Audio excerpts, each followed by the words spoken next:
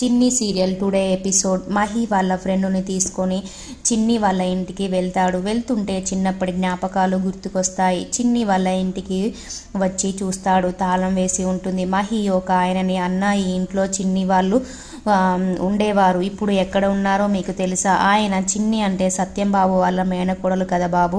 10 ఏళ్ల నుండి ఇల్లు ఖాళీగానే ఉంటుంది. సత్యం బాబు చనిపోయిన తర్వాత సరళమ్మ పిల్లలను తీసుకొని ఎక్కడికో వెళ్ళింది బాబు అంటాడు.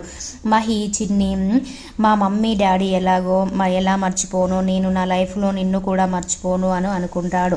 హాఫ్ టికెట్ బాలరాజు కోసం జైలుకు వస్తాడు. బాలరాజు జైలు నుండి వస్తూ హాఫ్ టికెట్ని చూసి చాలా సంతోషపడతాడు.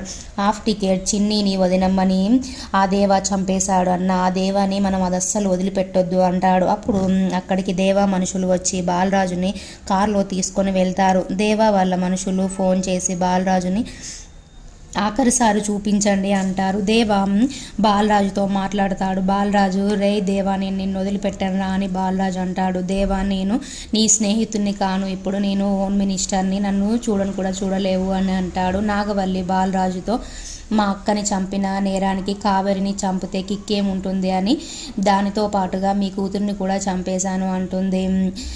పైన మీ పిల్లలు ఎదురు చూస్తూ ఉంటారు, బాలరాజు తొందరగా వెళ్ళు అని అంటుంది నాగవల్లి. దేవా మనుషులు కారు ఆగిపోతుంది. అప్పుడు అక్కడికి మధుమిత వస్తుంది. కారు వెనక బండిలో ఉంటుంది మధుమిత. మధుకి వాళ్ళ నాన్న గుర్తుకొచ్చి బాధపడుతుంది. దేవా మనుషులు బాలరాజుని బాంబులు పెట్టి చంపేస్తారు. దేవాకి బాలరాజు చనిపోయిన వీడియో పంపిస్తారు దేవా మనుషులు. కాలేజీలో మ్యాడీ ఫ్రెండ్స్ కూర్చుంటారు. మ్యాడీ గిటార్తో సాంగ్ పాడతాడు. మధుమిత డీజే సాంగ్స్కి డ్యాన్స్ వేసుకుంటూ మ్యాడీ దగ్గరికి వస్తుంది.